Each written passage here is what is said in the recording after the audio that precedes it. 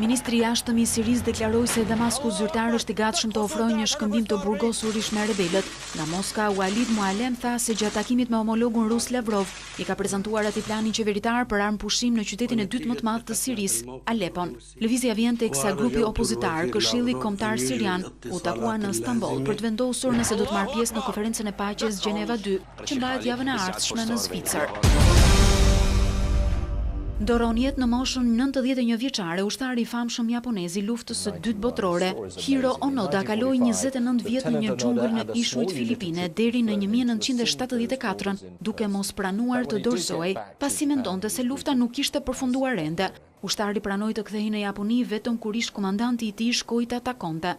Ai kishte mbijetuar vetëm duke u ushqyer me minj dhe duke vjedhur te fermerët e zonës.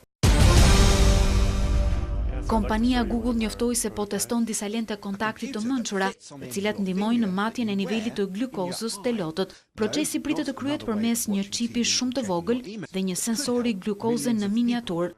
Shkencëtarët shpresojnë se kjo do të çojë në gjetjen e mënyrave të reja për të zbuluar që në fazat e hershme diabetin të njerëzit dhe për ta trajtuar atë.